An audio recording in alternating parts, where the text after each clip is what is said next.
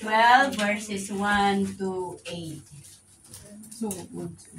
Genesis chapter 12 verses 1 to 8. Are you there? Okay, verse 1. The Lord had said to Abram, "Leave your native country, your relatives, and your father's family, and go to the land that I will show you. I will make you a great nation. I will bless you. And make you great, and you shall be blessed. Verse 3. I will bless those who bless you, and curse those who treat you with contempt. All the families on earth will be blessed through you." So Abram departed as the Lord had spoken to him, and Lot went with him. And Abram was 75 years old when he departed from Haran. He took his wife Sarai, his nephew Lot, and all his wealth, his livestock, and all the people he had taken into his household at Haran, and headed for the land of Canaan. When they arrived in Canaan, Abram passed the land of the place of Shechem, as far as the territory of Tree of Moreh, and the Canaanites heard them in the land. then the Lord appeared to Abram and said, "I will give you this land to your descendants." And Abraham built an altar there and dedicated it to the Lord who had appeared to him. Magigitang daw di verse 8. After that, Abram traveled southward to the comes of the country, with Bethel in the west and east. There he built an altar dedicated to the Lord. He worshipped the Lord. Ngayon, kasla tayo nga tupak. Akat nagsaduma na version. Sabi tayo niya. Ngayon tayo amin ti Apo. So, tumultulong. Agyaman kami Apo. Iti na ito yung buntawa. Agyaman kami Apo. Dinalpasmin nga naramid. Nga panagdayaw kain ka o Diyos. Ti panagkanta o Father God. Panagitad. Kinaduma pa nga pasat. Ti panag-worship. Mikan ka. Kat Apo. Tiyampunan. Tapnon denggan mi. Dagiti sasaw. Iti na ito yung bundaway. Apo. Amom ti limitasyon. Ti anak mo nga saram. Apo. Iti na ito yung aldaw. Ngam si Kate Diyos nga awan ti maikumpara. Si Kate Diyos nga awan ti limitasyon na Apo Diyos. Awan ti narigat ken ka Apo. Ket mabalinam amin nga ramidan dagiti so amin nga banbanag nga kayat mo nga ramidan. Dawatet nga ken ka o Apo tinabilig nga Espiritu Santo nga makikaday ti nagtitingaan mi. Makikatugaw ka kada kami Apo iti dahil ito yung aldaw. Luktang dagiti puso mi Apo Diyos sa nga pangikargaan mi kadagiti sasom. Ikan na kami tinispirituan nga pan nakaawat. Na espirituan, Apo Diyos nga kinasirib, Apo Diyos kadagito nga sasom. Tapnon makita mi kadi Apo nga nananay, di ba, nagapagayatam, itibiyag mi Apo. Kat amo mi dagiti addang nga surutin mi. Apo agyaman kami kadagiti sasom nga kanayon, Apo nga mangmumold kada kami. Mangpalpalagip kada kami kabayatan nga makipagpag na kami ken ka. Adu dagiti kinakapoy mi dita sa muanam. Ngam ti sa umdas nga mangpapigsa kada kami. Umdas nga mang palagip kada kami Apo. Tapnon Apo mapatib ka dagiti pamati panagtalak mi ken ka.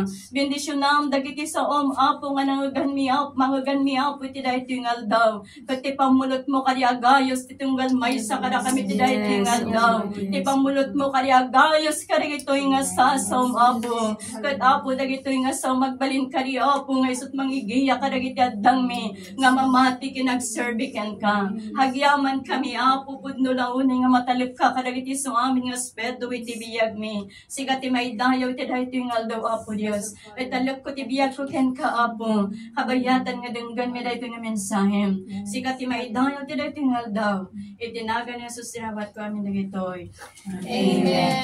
Abalin tayo ti agtugaw kakabsat. Tapno ti Paulo ti mensahe tayo ti daytoy nga aldaw kunana learning to walk by faith. Learning to walk by faith. Nga masursuro tayo kumati makipag na nga naadaan iti pamati madaydayaw iti Apo. Manipod iti passage nga binasa tayo kakabsat. Isudan ko di gundaway nga kinasahon ni Apo Diyos ni Abraham nga panawan na ti lugar na nga Haran. Ket mapan iti lugar iti Kanaan isu nga pangipurwakan pangituludan uno pangiyigan ni Apo Dios kini Abram. Kini Abram. Kada manipod iti daytoy nga gundaway daytoy nga passage kakabsat. tinagan pa lang ni Abraham kat Abram. Abram pa lang tinagan na idi. Kat ni asawa na nga Sarai. Saan pa lang nga napabaro. Nga makita tayo dito kakabsat, nga iti binasa tayo nga iti kuna ni Apo Diyos kini Abraham nga pumanaw ka iti lugar mo kat mapan ka iti lugar nga ipakita tuken ka. Manipod dito nga passage awan ti makita tayo nga nagtukyad ni Abraham di ngamin. Awan ti mabasa tayo nga kuna ni Abraham saan ata adot kinabaknang ko dito. Awan ti makita tayo. Awan ti makita tayo saan ata adot ti pamilya ko adda dito. Ngam kuna ni Apo Diyos panawam ti lugar mo, panawam ti balay ni amam, kahit nangasawon ti pamilya na. Kahit mapan ka iti lugar, nga ibagak to ken ka. Kahit makita tayo dito, nga kuna ni Apo Diyos, nga iti panangibaon ni Apo Diyos kini Abraham, nga mapan iti lugar iti Kanaan, itjay nga pagbalinan nanto, nga dakkel nga nasyon. Pagbalinan nanto nga mangidaulo kadagiti ando nga nasyon kakabsat. And as part of establishing his covenant with Abraham, the Lord gave him a name, Abraham. In Genesis chapter 17 verses 5 and 6, no longer shall you be named Abram, but your name shall be Abraham. For I have made you the father of a multitude of nations. I will make you exceedingly fruitful, and it will make nations of you, and kings will come from you. Makita tayo dito, nga ni Abraham kakabsat, saan nga perfecto nga tao? Saan nga perfecto nga tao? Bagamat tinawag siya na father of faith. Father of faith. Iso na tinaawagan iti ama iti pamati. Ngam saan nakakayat nga sa uwan nga ni Abraham kat perfecto iti samwanan ni Apo Dios. Saan nga perfecto ni Abraham kakabsat? Adamot lang tinaaramid na nga basol, adamot lang ti kinakapoy na. Ngam iti kalaksidan nga dadag iti basol ni Abraham kakabsat. God is still love him. Amen? God is still love him at mahalaga si Abraham sa mata ng Diyos. Bakit? Apay nga napatig ni Abraham kini Apo Diyos kakabsat? Because God chose him.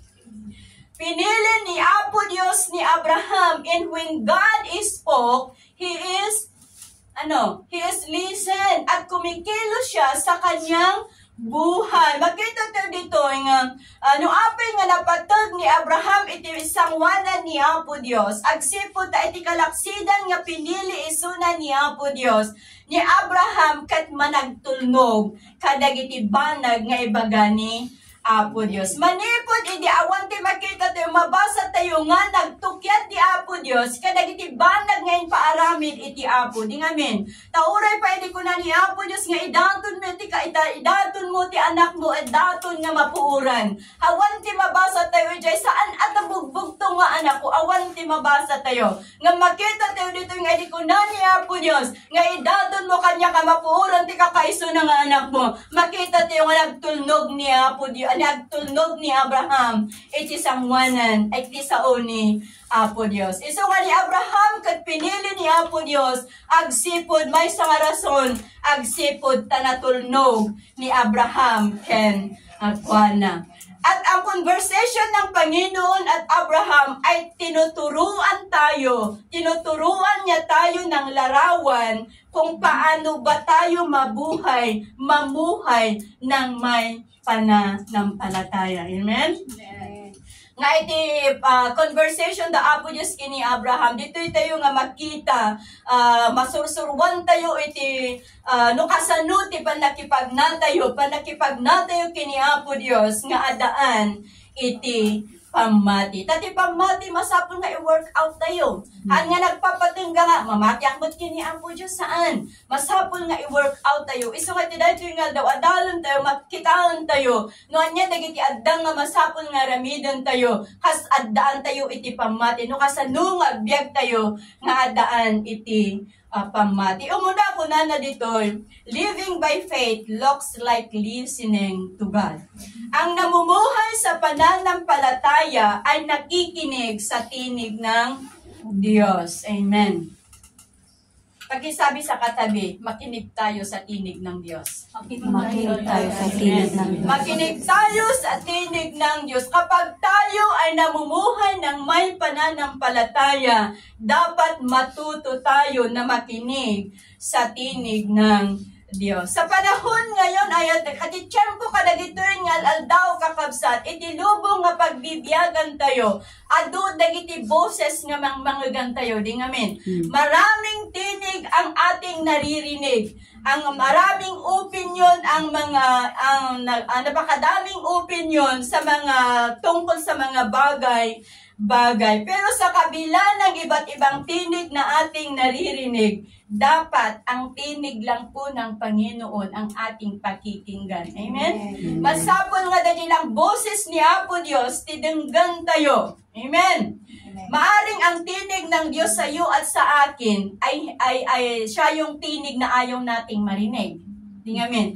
At dadagiti, mabalin nga dadagiti, boses nga mangmangag tayo, nga dadjeti kaya tayo nga surutan. Nga naikontra ijay boses ni Apo Diyos. But I assure you, God's voice never fails.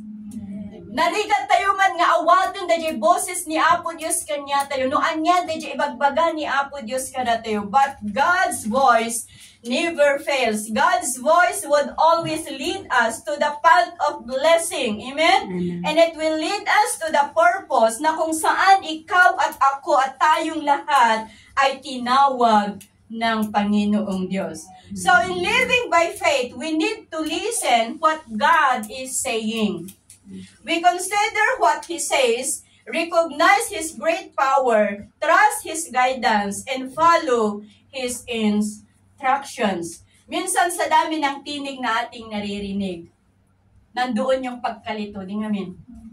Nandoon yung confusion kung ano ba ang dapat nating pakinggan, kaninong boses ba ang ating dapat sundin. Like for example, itel daw ti Domingo kakabsat. Abang nga nakaida ka, ay tirabiing agida ka, kung ti boses, adanangag mo nga boses ko na. O Judy, masapa ka nga buwangon, masapa ka nga palijay kapilya. Adamo di sa bali nga boses ko na haang kadi, maturo ka kitde, o di gamin. Tapos adaman di sa bali nga boses nga, ento no Domingo at dagberti nga agaw awis king ka isukit ti papanam. Nagduduma nga boses ti mga gantayo, especially ti daw ti Domingo. Amo yo di ayan minol daw ti Domingo, rumor dagiti adu nga maubasan. Rumor dagiti adu nga malabaan. Yan. Patuloy kanya tayo dito. Rumor dagiti adu nga excuses no daw iti Domingo di ngamin. Kaho nagtudumot nagpigsa tuduma sa lutakon nga. Rumor adu nga boses ti mangmangeg tayo nga mangted kada tayo iti confusion nga saan tayo nga ammo. Noon niya DJ suruten tayo kadagitoy nga boses kakabsat. Saan tayo nga ammo noon niya DJ denggan tayo wano. Suruten tayo wano ipangag tayo wano pagtulnugan tayo. Kat isuday tati mapaspasama kada tayo kadagitoy nga al daw. Edi may sang edi first ang kumalipatan. Edi first Sunday iti February. Edi bimangon nakadabay sa nga boses na kuna. Mary, ipalagip mo nga Holy Communion today. Nga binignor ko diyay. Hanggo nga yung kaskaso diyay. Katig ko lang iti panunod ko. Kat na mo damit nga Holy Communion every first Sunday. Kunakmat. Then, binabay akong diyay. Nga iti malam, sa ko lang na-realize nga boses ni Apo Diyos. Iti ko na ni Sister Glory nga nalipatan na nga Holy Communion that day. Kaiso nga haan nga fasting, tanalipatan na nga that day kat Holy Communion. So, Jay, ko nga na-realize nga, oh my God, sorry, Father, Lord. Hang ko nga na-realize, hang ko nga na-recognize, nga Jay nga boses nga nangod ko, kat boses ni Apo Diyos gayang. So nga, aware tayo kadagiti boses nga mangmanggan tayo kakabsat. Ag-aware tayo mat kadagiti nagduduma nga tinig nga mangmangag tayo. Dilakot mat, diye boses nga, baka ipagarup tayo nga boses ni Apo Diyos, ngam emotions tayo lang mat gayang. So nga, be very careful tayo kakabsat, kadagiti boses nga mangmangag tayo, iti aglaw-law tayo, taado nga talaga ti boses nga mangmangagan tayo kakabsat. Iti may isang example, na istorya, ito yun kada kayong ngamhang ko na gamin maliblibatan, papaborito kayo sa istoryaan. Ano dyan may isang tukak. Dyan may isang tukak, kahit nang umuli dyan tuktok ti kayo.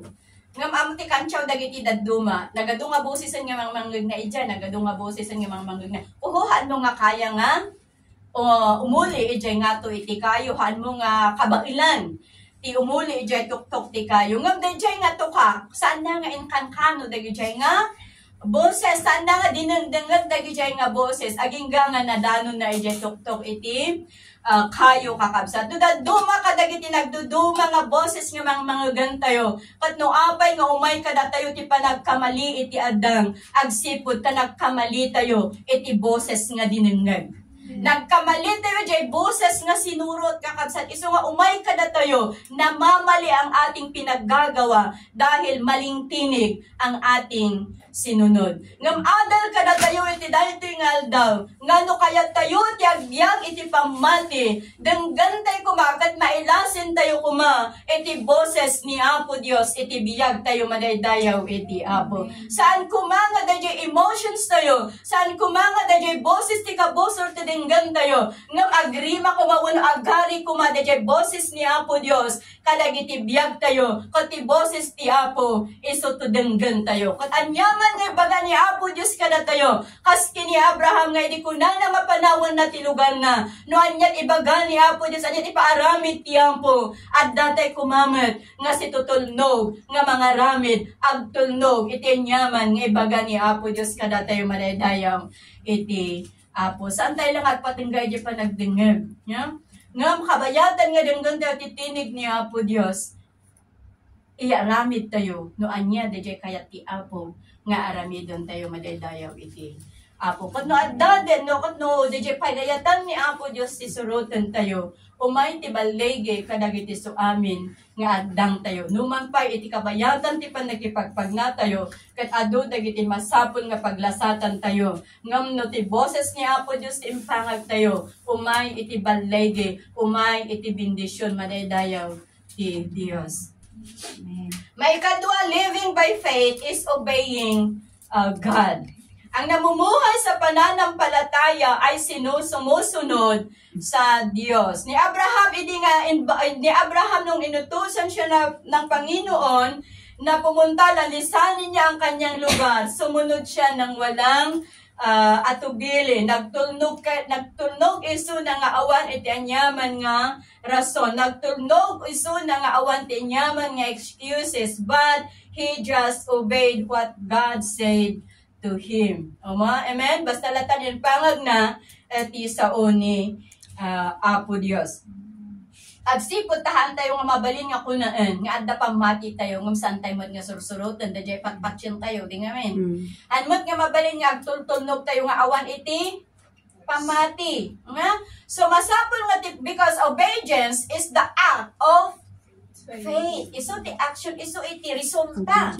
Resulta nga daan tayo iti pamati kakabsat. Iso nga no agbyag tayo, kaya tayo ti agbyag nga adaan iti pamati, masapul nga rod, nga surutan tayo ti ibagbaga ni Apo Dios kada tayo. Those who have faith obey, and those who obey have faith. Amen?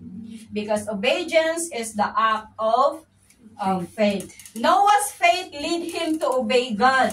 Na kahit sa kanyang pagsunod ay tinatawanan siya ng mga tao, but dahil din sa kanyang pagsunod, naligtas ang kanyang pamilya. Nga makita tayo na malagip yung istorya ni Noah, edi ko na ni Apo Diyos, Noah, garamid ka ti daong. Nga iti katingaan iti summer, katingaan iti summer, edi ko na ni Apo Diyos, nga agaramid ti daong apay, anuon na dito, iti daong mabalin nga, ang panunod na kat ko na, anuon na dito nga daong awan mo ti, danom. Nga makita tayo dito nga, awanti ko na ni Apo Diyos, awanti ko na ni Noah, nga apay anuom iti daong, di ba?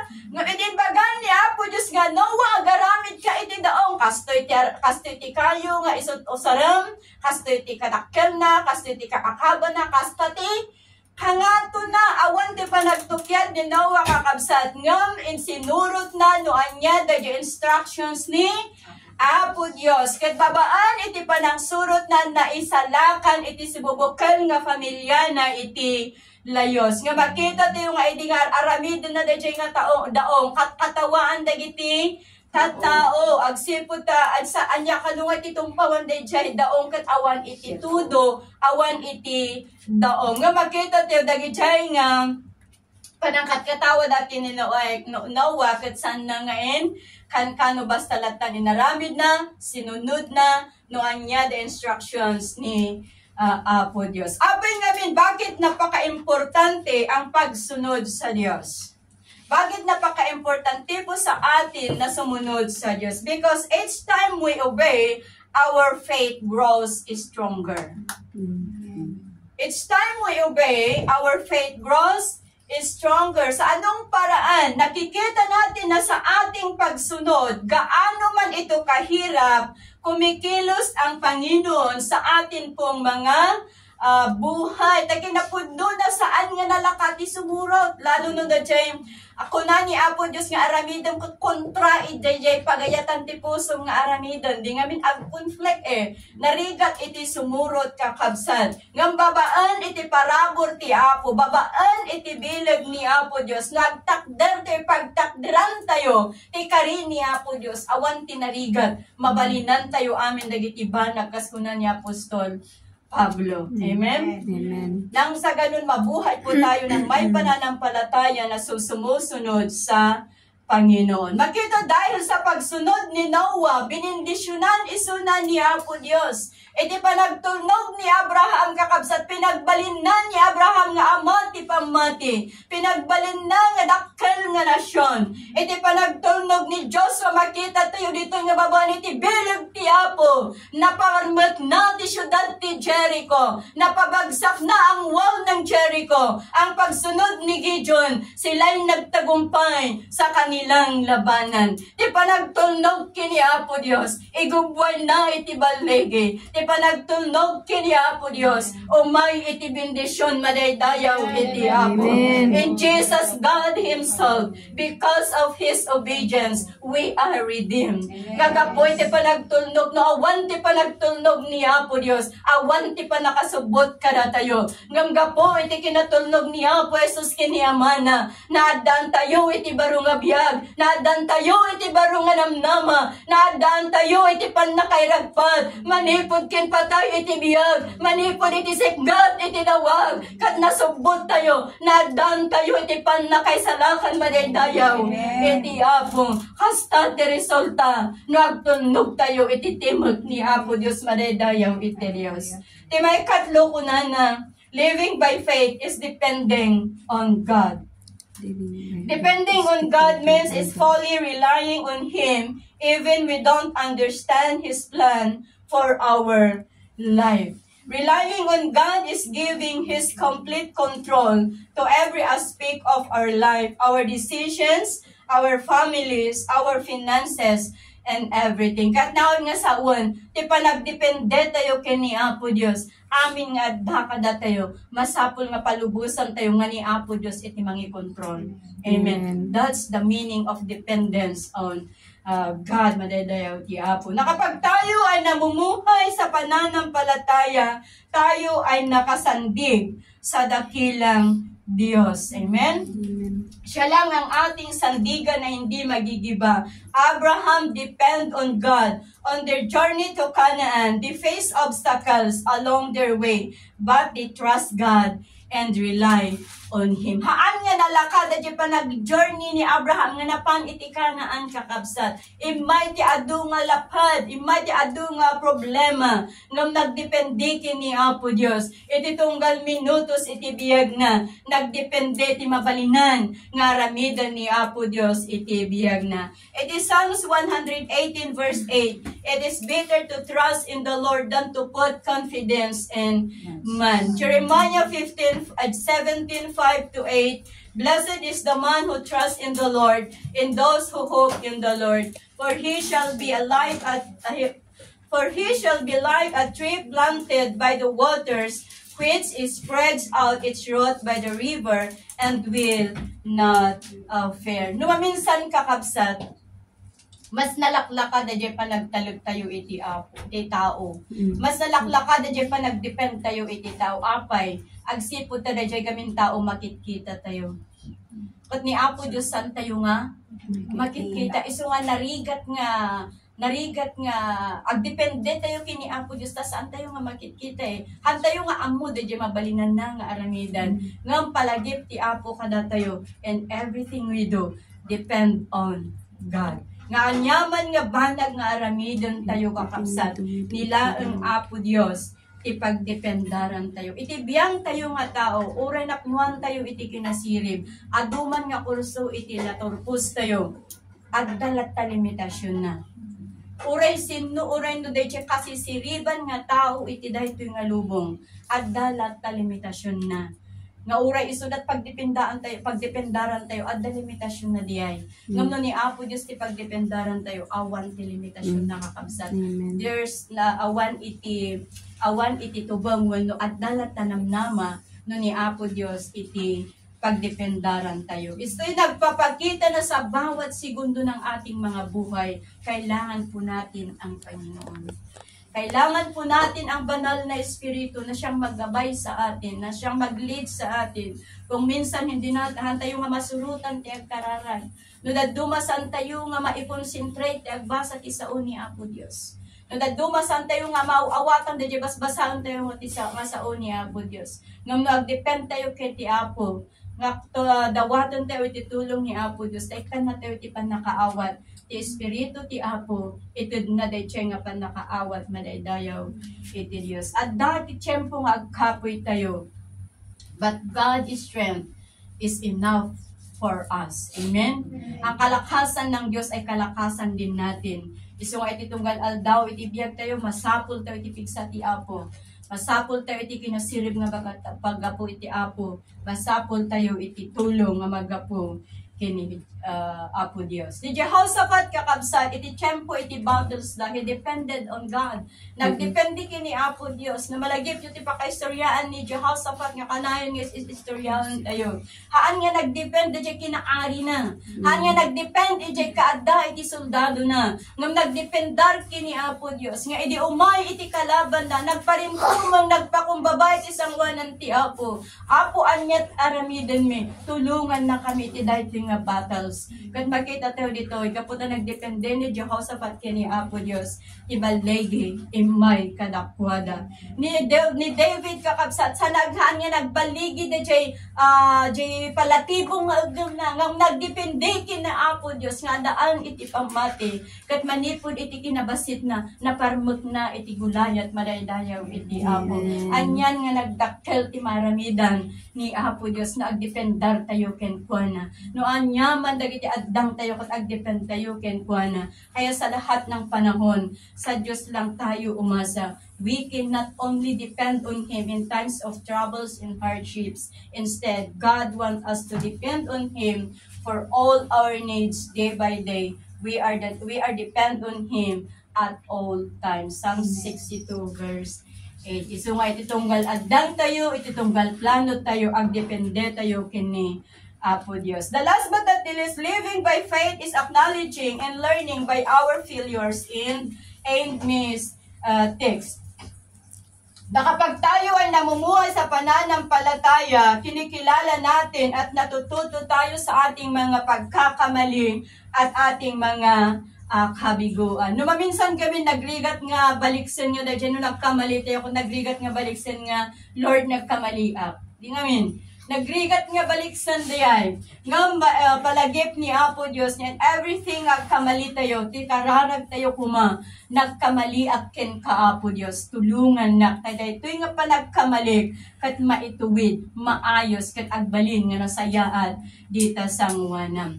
As human, we still experience failures, at nagkakamali din po tayo, tahantay nga Diyos. We are still living in this sinful world. Iso nga mas adalat na ti panagkamali. Nga nuban pa ti kayat tayo kung saan nga agkamali di ngamin. Numabalbalin saan tayo kayat ti agbasol. Numabalbalin saan tayo nga kayat ti agkamali. Ngam adda tayo pailaang dito'y managbasol nga lubong kakapsat. Iso nga addala ta ti panagkamali. Addala ta iti panagkapoy. Addala ta maaramidang tayo nga basol. Ngam iti tiyempo nga masagrap tayo nga maaramid tayo dagitoy. Iti tiyempo nga umay iti failures kada tayo. Iti tiyempo nga umay iti mistakes kada tayo. Si Papa kung babatay kung mga dumatag kini Apo Dios. Kat babaan dagito nga mistakes ken failures iti bihag tayo. Adda ko maisuro na kada tayo. Kat tawatan tayo iti tulong ti Apo. Tapnon iti kasta isot mang ayos. Iti biyag, iti tunggal, may sa madaydayaw iti Apo. Kaya ang mga failures at mistakes po natin ay maging aral ito po sa atin at huwag na nating ulitin. Let's stop playing in the tactics of Satan. Santay kumang nga makiayayam iti taktika ni Satanas iti biyag tayo. Iso nga kasapulan tayo iti tulong ni Apo Dios. Agsipot ta awan ti kabailan tayo no awan ti tulong ni Apo Dios. Apart from Him, we have no good thing. Apart from Him, we can do nothing. And apart from Him, we are nothing. Amen? Iso nga dagiti asan tayo man nga maliklikan ti agkamali ulitek nga kunaan. Umay man kada tayo iti failures iti biyag nga tawatan tayo kini Apo Dios nga tulungan na tayo and let's arise and let God move. Okay? Palubusan tayo, tumakder tayo, umadang tayo manan. Kat palubusan tayo nga ni Apo Dios isot mang ituwid, isot mang ayos, iti adang, iti tunggal. May sa tapnon iti kasta upang tayo ay lumakad sa katwiran at kabanalan sa harapan ng ating Dios, madaydayaw iti Apo. Iso nga yaten kakakabsat, tibiyag ni Abraham. Ang buhay ni Abraham ay tinuturuan niya tayo upang mabuhay ng may pananampalataya. Na kapag tayo ay namumuhay sa pananampalataya, dapat tayo ay nakikinig sa Diyos. Dapat tayo ay nakikinig sa anumang sinasabi ng Panginoon sa atin. Na kapag tayo ay namumuhay sa pananampalataya, dapat tayo ay sumusunod sa Kanya. Whatever He commanded us to do, dapat nakadepende tayo sa Kanya sa lahat ng panahon. Dahil wala tayong kakanayanan kung wala siya. Dapat tayo ay may tiyagang maghintay kung kailan kikilos ang Panginoon sa atin pong mga buhay. At sa mga failures po natin at pagkakamali, hayaan po natin ang Diyos na kumilos upang maituwid ang lahat ng pagkakamali sa bawat isa. Also, we need to acknowledge our failures and mistakes and let God move to restore it, na ayusin niya upang tayo ay mabuhay na nagbibigay kagalakan, nagbibigay kapurihan sa ating Panginoong Diyos. So, let's live and walk by faith, not by sight, and every single days in our life. So nga ito dahito yung daw, palagip ti Apo kada tayo, magnatayo, makipagnatayo, kenkwa na nga daan iti pamati, nabuyugan iti pamati, nga palubusan tayo nga ni Apo Dios. Isot ti mangidalan kada tayo, palubusan tayo nga ti pagayatan ti Apo, isot maaramin iti tunggal addangan tayo iti dahito yung abiyag madaydayaw iti Dios. Ito ti mensahe ti Apo, at mamatiak, nga dagito nga sa ti Apo, umdas si mang palagip kada tayo,